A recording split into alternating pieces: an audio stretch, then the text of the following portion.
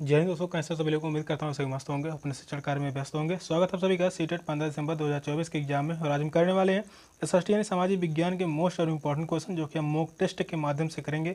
और आज से मॉक टेस्ट शुरू हो रहा है। मॉक टेस्ट की आज पहली क्लास है। चैनल पर जो भी नए हैं चैनल को सब्सक्राइब कर लीजिए। चलिए चलते हैं क्वेश्चन की तरफ। और आज का पहला क्वेश्चन है,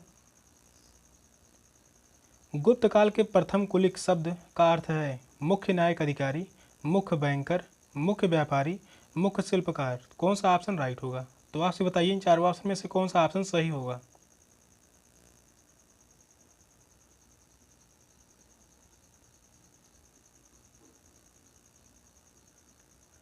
क्वेश्चन कह रहा है गुप्त काल के प्रथम कुलिक शब्द का अर्थ क्या है? तो वह है मुख्य शिल्पकार। मुख्य शिल्पकार कहा जाता था गुप्त काल के प्रथम कुलिक शब्द को। तो इस क्वेश्चन का राइट आंसर होगा ऑप्शन डी। नेक्स्ट क्वेश्चन है, वह भुर्ज छाल कहाँ पाई गई जिस पर ऋग्वेद की वैदिक प्रार्थना यानी सूक्त लिखी गई? कश्मीर, महाराष्ट्र, बंगाल, बिहार। कौन सा ऑप्शन सही होगा? तो आपसे बताइए इन चारों ऑप्शन में से कौन सा ऑप्शन राइट होगा।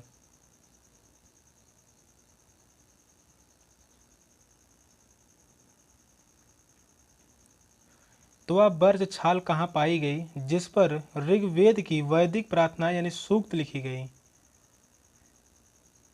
तो वह पाई गई थी कश्मीर में। तो इस क्वेश्चन का राइट आंसर होगा ऑप्शन ए, कश्मीर में यह पाई गई थी। ऋग्वेद में 10 मंडल हैं।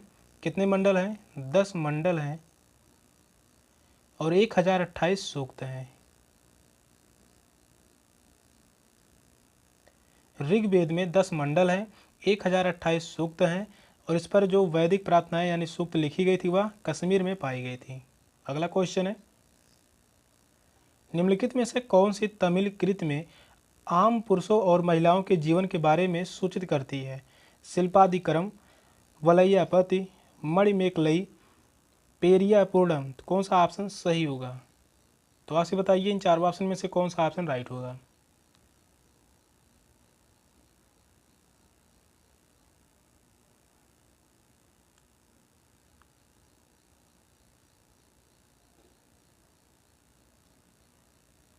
कौन सी तमिल कृति हमें आम पुरुषों और महिलाओं के जीवन के बारे में सूचित करती है?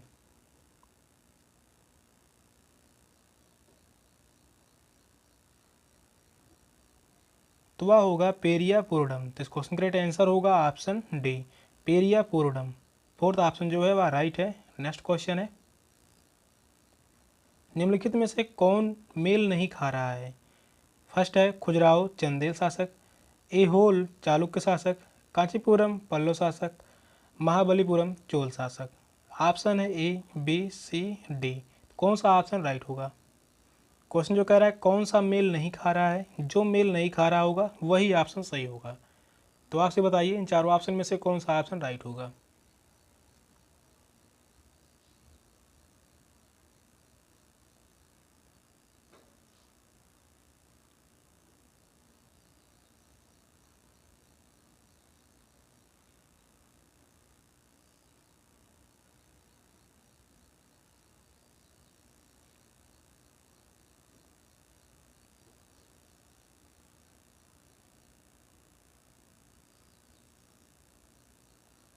खजुराहो चंदेल यह सही है। एहोल चालुक्य यह भी सही है। कांचीपुरम पल्लव यह भी सही है। महाबलीपुरम चोल यह जो है गलत होगा। महाबलीपुरम का निर्माण भी पल्लव राजाओं ने किया था। किसने किया था? पल्लव राजाओं ने किया था।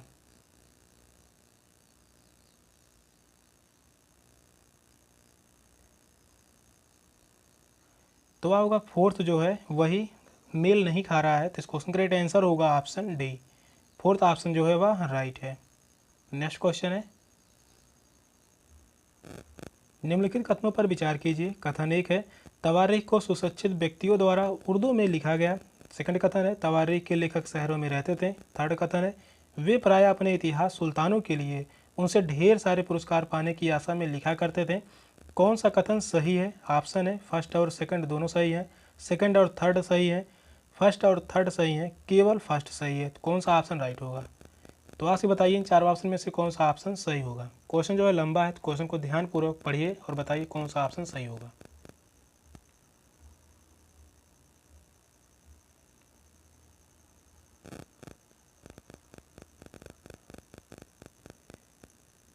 तवारीख को सुशिक्षित व्यक्तियों द्वारा उर्दू में लिखा गया था, यह बात जो है गलत है। पहला कथन गलत होगा। दूसरा कथन है तवारीख के लेखक शहरों में रहते थे, यह बात सही है। वे प्राय अपने इतिहास सुल्तानों के लिए उनसे ढेर सारे पुरस्कार पाने की आशा में लिखा करते थे, यह भी जो है कथन सही है। दूसरा और तीसरा कथन सही है, तो इस क्वेश्चन का राइट आंसर होगा ऑप्शन बी, सेकंड ऑप्शन जो है वह राइट है। नेक्स्ट क्वेश्चन है, निम्नलिखित में से कौन सी रचना सूरदास द्वारा संकलित नहीं है? सूर सागर, सूर सरावली, साहित्य रत्ना, साहित्य लहरी। तो कौन सा ऑप्शन राइट होगा? तो आपसे बताइए इन चारों ऑप्शन में से कौन सा ऑप्शन सही होगा। क्वेश्चन कह रहा है कौन सी रचना सूरदास द्वारा संकलित नहीं है?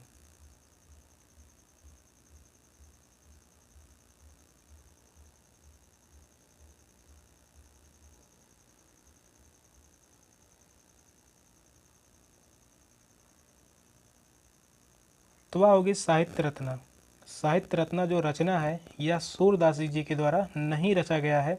बाकी जो हो गए सूर सागर, सूर सरावली, साहित्य लहरी, यह तीनों रचनाएं जो है यह सूरदास जी के द्वारा ही संकलित किया गया है। तो इस क्वेश्चन का जो राइट आंसर होगा ऑप्शन सी।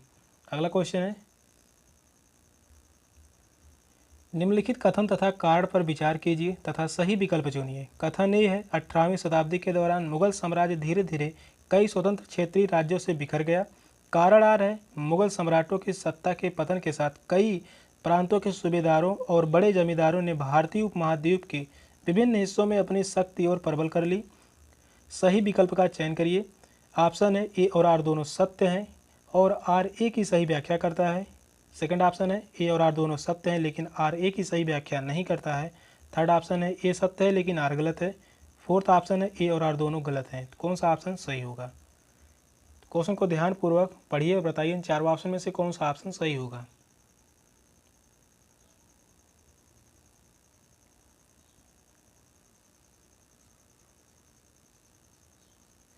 कथन निष्कर्ष के सवाल जो हैं काफ़ी ज़्यादा सीट के एग्जाम में पूछे जाते हैं और इम्पोर्टेंट भी रहते हैं। कथन ये कह रहा है 18वीं शताब्दी के दौरान मुगल साम्राज्य धीरे धीरे कई स्वतंत्र क्षेत्रीय राज्यों से बिखर गया, यह बात जो है सही है। कारण आर है मुगल सम्राटों की सत्ता के पतन के साथ कई प्रांतों के सूबेदारों और बड़े जमींदारों ने भारतीय उपमहाद्वीप के विभिन्न हिस्सों में अपनी शक्ति और प्रबल कर ली। तो यह भी जो होगा सही होगा और व्याख्या भी सही कर रहा है। तो इस क्वेश्चन का राइट आंसर होगा ऑप्शन ए और आर दोनों सत्य हैं और आर ए की सही व्याख्या करता है। फर्स्ट ऑप्शन जो है वह राइट है। नेक्स्ट क्वेश्चन है, किस क्षेत्र में भूस्वामियों को वेल्लार कहा जाता था? महाराष्ट्र क्षेत्र को, तमिल क्षेत्र को, पंजाब क्षेत्र को, बंगाल क्षेत्र को। कौन सा ऑप्शन सही होगा? किस क्षेत्र में भूस्वामियों को वेल्लार कहा जाता था? कौन सा ऑप्शन राइट होगा?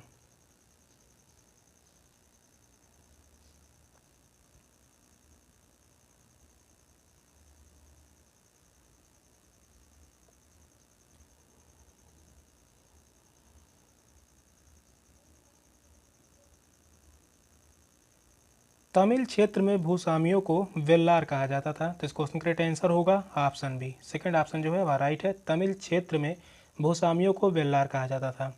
अगला क्वेश्चन है, कथनों ए और बी को पढ़ें और सही उत्तर का चुनाव करें। कथन ए है राजा राम मोहन राय जैसे लोगों को सुधारक इसलिए कहा जाता है क्योंकि वे मानते थे कि समाज में परिवर्तन लाना और अन्यायपूर्ण तौर तरीकों से छुटकारा पाना जरूरी है। कथन बी है सुधारकों का विचार था कि इस तरह से परिवर्तन लाने के लिए लोगों को इस बात के लिए प्रेरित करना चाहिए कि वे पुराने व्यवहार को छोड़कर जीवन का नया ढंग अपनाने के लिए तैयार हों। ऑप्शन है ए सही है किंतु बी गलत है। ए गलत है किंतु बी सही है। दोनों ए और बी सही है, दोनों गलत हैं। ए और बी दोनों गलत हैं। कौन सा ऑप्शन राइट होगा? क्वेश्चन को ध्यानपूर्वक पढ़िए, बताइए इन चारों ऑप्शन में से कौन सा ऑप्शन सही होगा।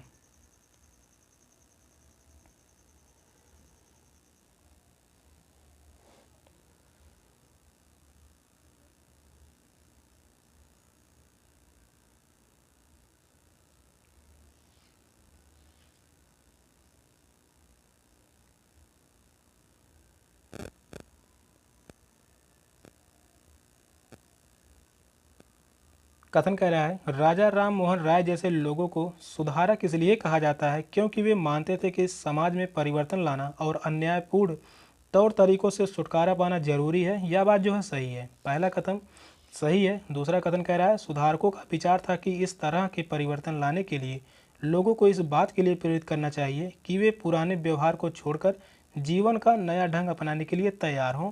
यह भी जो कथन है सही है। पहला और दूसरा कथन दोनों सही हैं, तो इस क्वेश्चन का राइट आंसर होगा ऑप्शन सी। दोनों ए और बी सही हैं। थर्ड ऑप्शन जो है वह सही है। नेक्स्ट क्वेश्चन है, पूर्व मद्रास यानी चेन्नई में स्थापित वेद समाज किससे प्रेरित था? प्रार्थना समाज द्वारा, आर्य समाज द्वारा, ब्रह्म समाज द्वारा, युवा बंगाल आंदोलन द्वारा। तो कौन सा ऑप्शन सही होगा? तो बताइए इसमें इन चारों ऑप्शन में से आप कौन सा ऑप्शन राइट होगा? क्वेश्चन कह रहा है, पूर्व मद्रास चेन्नई में स्थापित वेद समाज किससे प्रेरित था?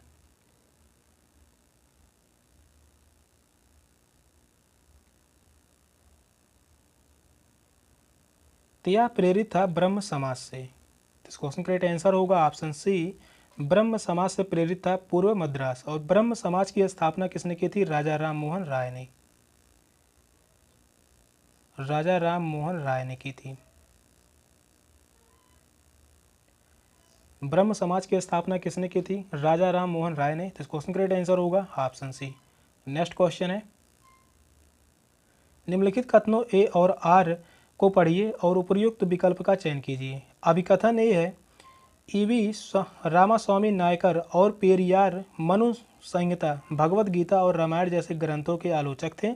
कारण आर है, पेरियार ने देखा कि ये ग्रंथ निम्न जातियों के ऊपर उच्च जातियों और महिलाओं के ऊपर पुरुषों का वर्चस्व स्थापित करने के लिए उपयोग में लाए जाते हैं। तो सही विकल्प चुनें। ए और आर दोनों सही हैं। ए की आर सही व्याख्या करता है। सेकंड कथन है, ए और आर दोनों सही है लेकिन आर ए की सही व्याख्या नहीं करता है। ए सही है लेकिन आर गलत है। ए और आर दोनों गलत हैं। कौन सा ऑप्शन राइट होगा? क्वेश्चन लंबा है, क्वेश्चन को ध्यानपूर्वक पढ़िए, बताइए इन चारों ऑप्शन में से कौन सा ऑप्शन सही होगा।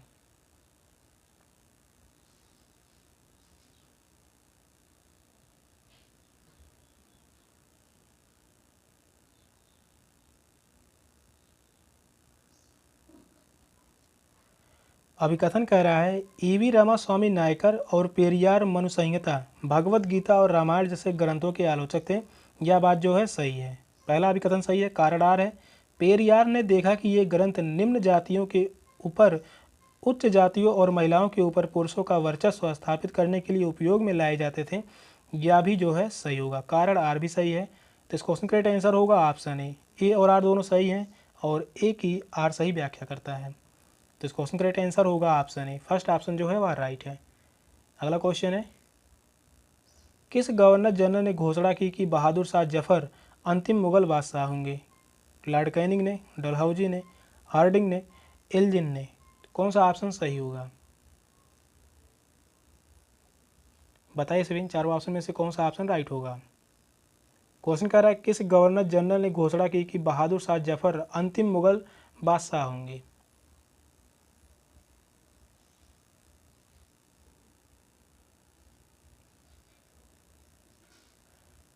तो वह घोषणा किया था लॉर्ड कैनिंग ने। तो इस क्वेश्चन का राइट आंसर होगा ऑप्शन ए। लॉर्ड कैनिंग ने यह घोषणा की कि बहादुर शाह जफर के बाद अब कोई बादशाह नहीं होगा। तो इस क्वेश्चन का राइट आंसर होगा ऑप्शन ए। फर्स्ट ऑप्शन जो है राइट है, लॉर्ड कैनिंग।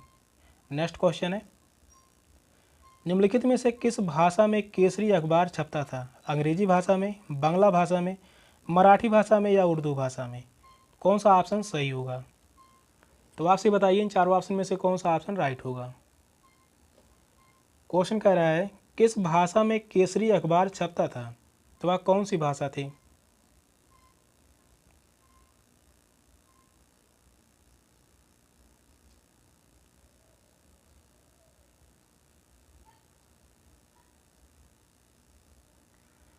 तो वह भाषा थी मराठी। केसरी अखबार जो है वह मराठी भाषा में छपती थी। तो इस क्वेश्चन का राइट आंसर होगा option C, Marathi. Next question है, निम्नलिखित में से किस अधिनियम से भारतीय संविधान द्वारा काफ़ी संख्या में प्रावधान लाए गए? 1909 अधिनियम, 1919 अधिनियम, 1935 अधिनियम, भारत स्वाधीनता अधिनियम 1947। कौन सा ऑप्शन सही होगा? तो आपसे बताइए इन चारों ऑप्शन में से कौन सा ऑप्शन राइट होगा। क्वेश्चन कह रहा है किस अधिनियम से भारतीय संविधान द्वारा काफ़ी संख्या में प्रावधान लिए गए हैं?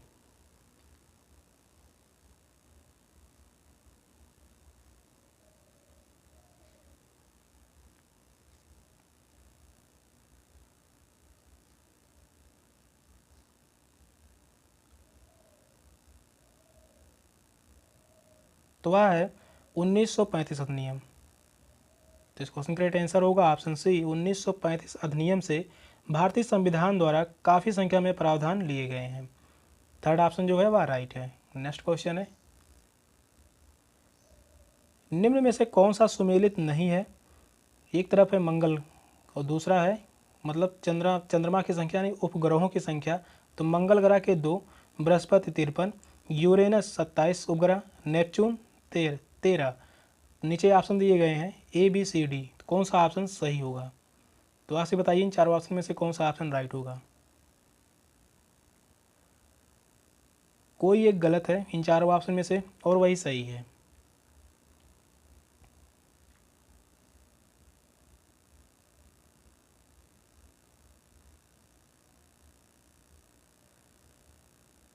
कौन सा सुमेलित नहीं है? मंगल ग्रह के 2 उपग्रह हैं, यह बात सही है। बृहस्पति के 53, यह बात गलत है।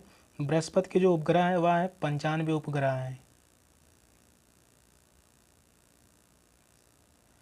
यूरेनस के 27 उपग्रह हैं और वही बात करते हैं नेपच्यून की 13 उपग्रह हैं। कौन सा सुमेलित नहीं है? तो वह है बी, जो कि बृहस्पति। तो इस क्वेश्चन का राइट आंसर होगा ऑप्शन बी, सेकंड ऑप्शन जो है वह राइट है। नेक्स्ट क्वेश्चन है, निम्नलिखित कथनों ए और आर को पढ़िए तथा उपयुक्त विकल्प का चयन कीजिए। कथन ए है, उत्तर ध्रुव वृत्त और उत्तरी ध्रुव के बीच के क्षेत्र में बहुत ठंडी होती है। कारण आर है, सूर्य की किरणें हमेशा तिरछी होती हैं और कम ऊष्मा देती हैं। सही विकल्प चुनें। ए और आर दोनों सही हैं और आर ए की सही व्याख्या करता है। सेकंड कथन है, ए और आर दोनों सही हैं लेकिन आर ए की सही व्याख्या नहीं है। ए सही है परंतु आर गलत है, ए गलत है परंतु आर सही है। कौन सा ऑप्शन राइट होगा? क्वेश्चन को ध्यानपूर्वक पढ़िए, बताइए इन चारों ऑप्शन में से कौन सा ऑप्शन राइट होगा।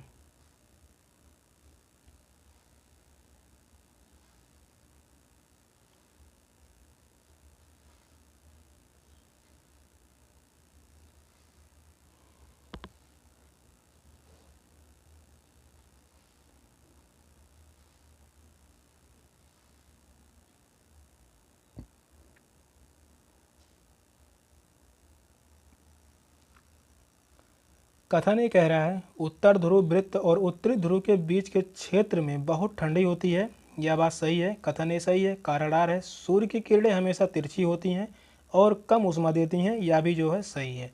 कारण आर भी सही है। तो इस क्वेश्चन का आंसर होगा ऑप्शन ए। ए और आर दोनों सही हैं और आर ए की सही व्याख्या करता है। फर्स्ट ऑप्शन जो है वह राइट है। नेक्स्ट क्वेश्चन है, सूर्य पूर्व में उदय होता है क्योंकि सूर्य जो है पूर्व में उदय होता है क्योंकि पृथ्वी पूर्व से पश्चिम की ओर चक्कर लगाती है, पृथ्वी पश्चिम से पूर्व की ओर चक्कर लगाती है, पृथ्वी अपने अक्ष पर झुकी हुई है, पृथ्वी का चक्कर 24 घंटे लेता है। तो कौन सा ऑप्शन सही होगा?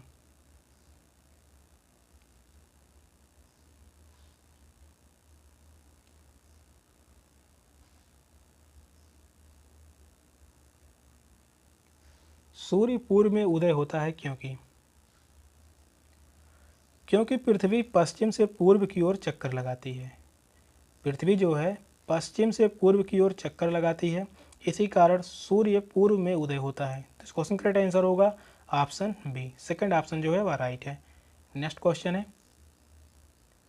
भारत में केंद्रीय सरकारी कार्यालयों के खुलने का समय 9 AM यानी भारतीय मानक समय है।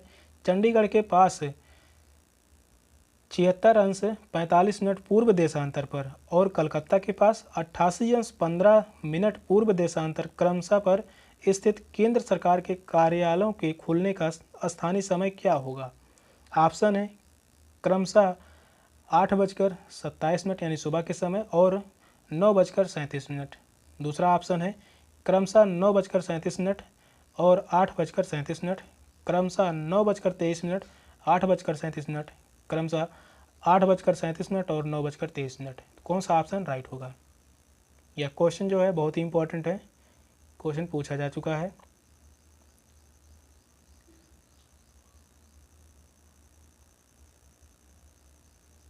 भारत की जो है मानक समय रेखा कितना है? तो वह है 82.5 अंश।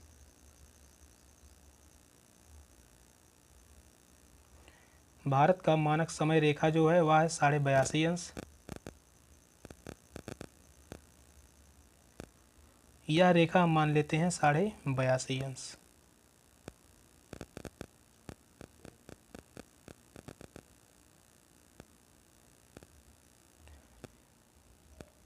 क्वेश्चन कह रहा है चंडीगढ़ के पास 76 अंश 45 मिनट पूर्व देशांतर, यानी चंडीगढ़ या जो 82.5 अंश मानक समय रेखा है यह लिया गया है इलाहाबाद के नैनी शहर से। तो इलाहाबाद अगर यहाँ पर होगा तो चंडीगढ़ जो होगा इस तरफ होगा, और दूसरा जो शहर दिया है कलकत्ता, कलकत्ता जो होगा यह पूर्व की दिशा में होगा। नैनी से पूर्व में कलकत्ता होगा और पश्चिम में जो होगा वह चंडीगढ़। चलिए समय निकालते हैं। तो यहाँ पर 76 अंश 45 मिनट है, तो यहाँ पर लिखेंगे 82 82.5 अंश, और इसी में से क्या करेंगे हम घटा देंगे 76 मिनट।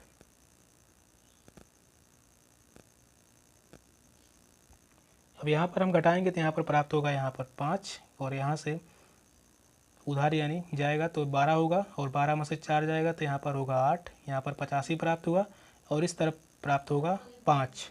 एक अंश बराबर कितने मिनट का होता है? तो वह होता है 4 मिनट का होता है।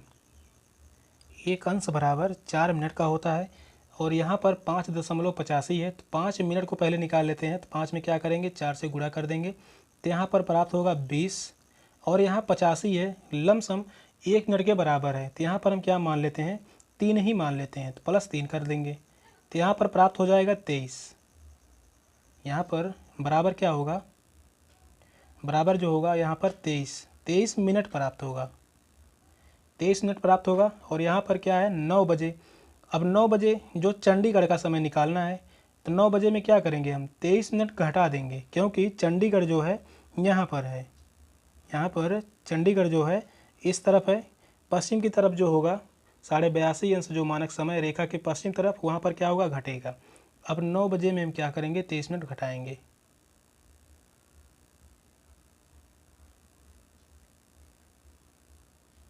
23 मिनट घटा देंगे तो यहाँ पर प्राप्त होगा, यहाँ से उधार जाएगा तो यहाँ पर 1 घंटा जाएगा, सीधे हो जाएगा 60 मिनट, और 60 मिनट में से अगर हम 23 घटाएंगे तो यहाँ पर प्राप्त होगा 37, और यहाँ पर प्राप्त होगा 8, यानी 8:37। दूसरा समय निकाल लेते हैं, तो यहाँ पर होगा 85 मिनट 85.15, सॉरी 88.15 है, 88.15 अंश, और मानक समय जो रेखा है वह है 82.5 अंश। तो यहाँ पर भी अगर हम घटाएंगे तो क्या प्राप्त होगा, तो यहाँ पर भी 85 प्राप्त होगा, और 0.5 ही प्राप्त होगा। फिर से हम क्या करेंगे, यहाँ पर 5 अंश का जब मिनट में निकालेंगे तो 5 चौके 20, यहाँ पर 20 मिनट होगा, और इसी को हम 3 मान लेंगे तो 20 + 3 यहाँ पर प्राप्त भी होगा क्या 23 मिनट। अब यहाँ पर प्राप्त क्या हुआ 23 मिनट। अब इस बार क्या करेंगे 9 बजकर, यहाँ पर पूछा है कलकत्ता, तो कलकत्ता में क्या करेंगे, कलकत्ता यहाँ पर होगा, और 82.5 अंश जो मानक समय रेखा के पूर्व दिशा में है, तो इसमें क्या करेंगे जोड़ देंगे। अब 9 बजे में हम क्या करेंगे 23 मिनट जोड़ देंगे, तो यहाँ पर प्राप्त होगा 9:23। किस ऑप्शन में है, पहला जो प्राप्त होगा 8:37, और दूसरा प्राप्त होगा 9:23। तो इस क्वेश्चन का जो राइट आंसर होगा ऑप्शन डी, फोर्थ ऑप्शन जो राइट होगा। पहले ऑप्शन में 8:37, लेकिन दूसरा जो दिया गया है 8 बजकर, यहाँ 9:37 यह गलत होगा, 9:23 होगा। तो इस क्वेश्चन का राइट आंसर होगा ऑप्शन डी। क्वेश्चन इंपॉर्टेंट था। नेक्स्ट क्वेश्चन है, दक्कन पठार अपने पश्चिम भाग पर कौन सी भौतिक विशेषता से जुड़ा हुआ है? सतपुड़ा श्रेणी, विंध्य श्रेणी, सह्याद्री, नीलगिरी। कौन सा ऑप्शन राइट होगा? तो आपसे बताइए इन चारों ऑप्शन में से कौन सा ऑप्शन सही होगा। क्वेश्चन कह रहा है दक्कन पठार अपने पश्चिमी भाग पर कौन सी भौतिक विशेषता से जुड़ा हुआ है? तो आज जुड़ा हुआ है सह्याद्री।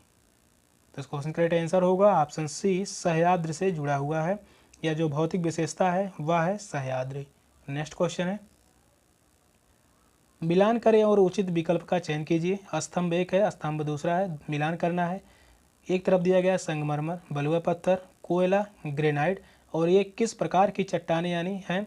तो दूसरा दिया गया है अवसादी चट्टानें, जीवाश्म ईंधन, आग्नेय शैल, कायांतरित शैल।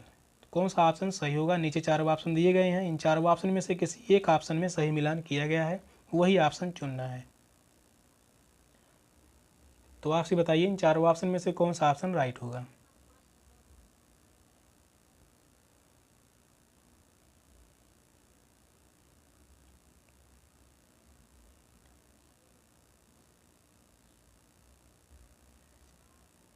चलिए मिलान करते हैं। संगमरमर, संगमरमर कैसा पत्थर है? यह कायांतरित शैल है। संगमरमर कैसा पत्थर है? यह कायांतरित शैल है।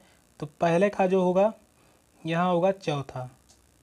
किस ऑप्शन में दिया गया है? दूसरे ऑप्शन पहले का दूसरा दिया गया है, तीसरे ऑप्शन में पहले का पहला दिया गया है, चौथे ऑप्शन में पहले का तीसरा दिया गया है। यह तीन ऑप्शन गलत हो गए। इसी प्रकार से एग्जाम में हल करेंगे। और अगला जो है बलुआ पत्थर, बलुआ पत्थर जो है यह कैसा पत्थर है? तो यह है अवसादी शैल है। बलुआ पत्थर कैसा है? तो यह एक है अवसादी शैल है। तो यहाँ पर बी का जो होगा पहला, बी का पहला होगा। कोयला, कोयला क्या है? कोयला जो है यह जीवाश्म ईंधन है। तो सी का जो होगा वह दूसरा, सी का दूसरा। और ग्रेनाइट, ग्रेनाइट जो है वह है आग्नेय शैल। डी का जो होगा तीसरा। किस ऑप्शन में है? तो वह है ऑप्शन ए में। फर्स्ट ऑप्शन जो है वह राइट है। तो इस क्वेश्चन का राइट आंसर होगा ऑप्शन ए। सेशन का लास्ट क्वेश्चन था। 20 क्वेश्चन में से कितने क्वेश्चन सही हुए हैं इस मॉक टेस्ट से? आप सभी कमेंट में जरूर बताइएगा। चैनल पर नए हैं, चैनल को सब्सक्राइब कर लीजिए। मिलते हैं फिर अगली क्लास में, तब तक के लिए बाय बाय, टेक केयर, जय हिंद।